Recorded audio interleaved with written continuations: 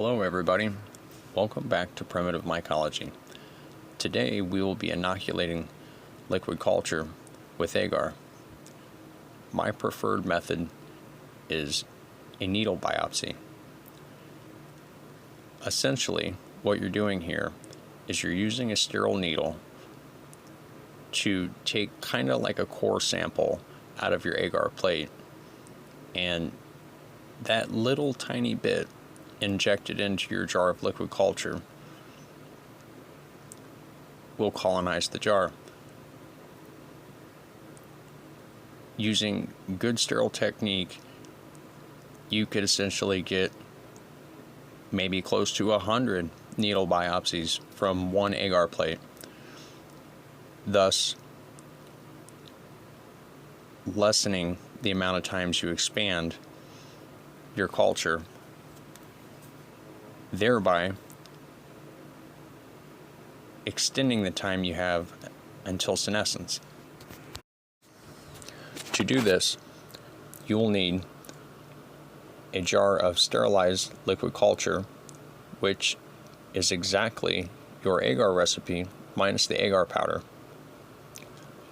a colonized agar plate. This one is Cordyceps militaris, multispore germination, a jar of sterile water, an alcohol wipe, a sterile needle, grafting tape, a torch or alcohol burner, and isopropyl alcohol. And just in case you're wondering, the LC is absolutely not activated carbon in there. It was a failed color experiment as I tried to make purple. That's actually blue and red food coloring that went horribly wrong. The mycelium won't mind though.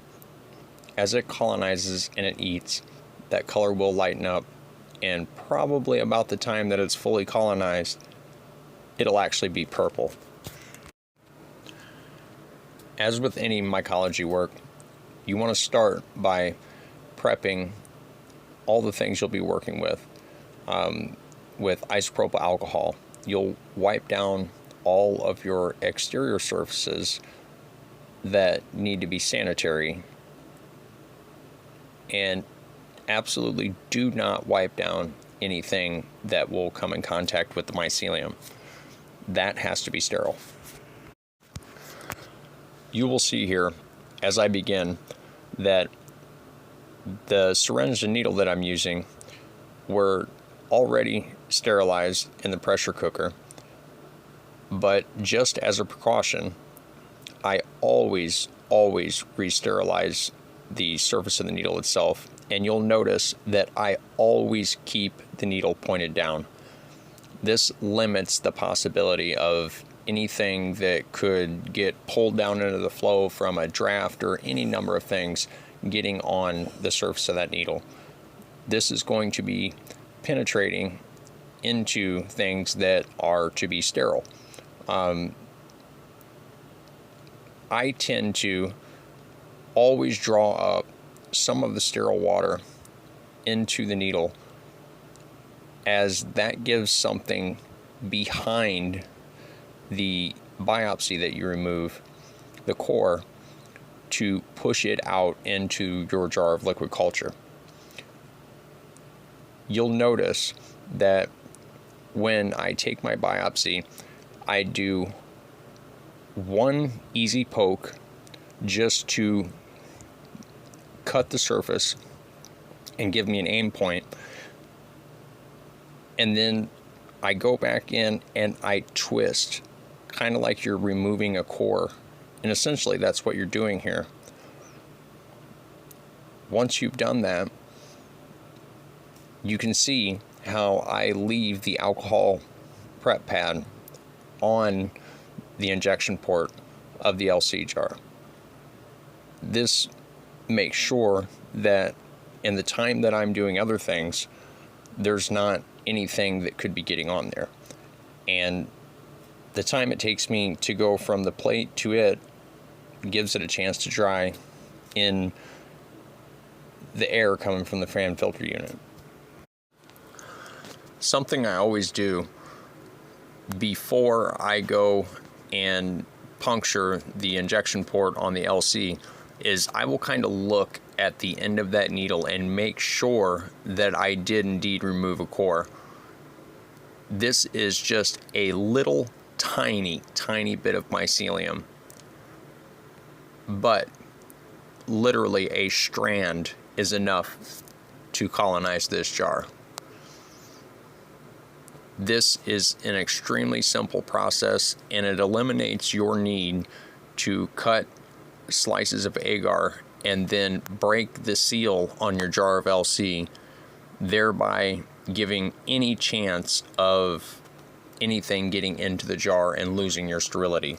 Because remember, with LC, we're going to be using this to inoculate many things, and we don't want any chance of this getting contaminated. So anything we can do to mitigate this problem is 100% in our interest. As you can see here, the process is literally finished. Wrapping up the agar plate is all there's left to do. Very literally. Think about always keeping a jar of sterile water on hand. I always have at least one jar sitting around of sterile water. There are so many functions for it. And something I do with LC is every single batch I make a different color, because I make several jars at a time. I often will make grain master jars, but certain cultigens I will run LC with. And if I'm making 5 jars this week, 5 jars next week, I want to make sure that they are all different colors in case one goes bad, I know the whole batch. And lastly, always label your jars, your plates, everything. This painter's tape is extremely cheap and it sticks well, but it doesn't leave behind residue when you pull it off for when you reuse the jar. Well, that's it for this one. Thanks for tuning in, y'all, and enjoy. There'll be lots more videos to come.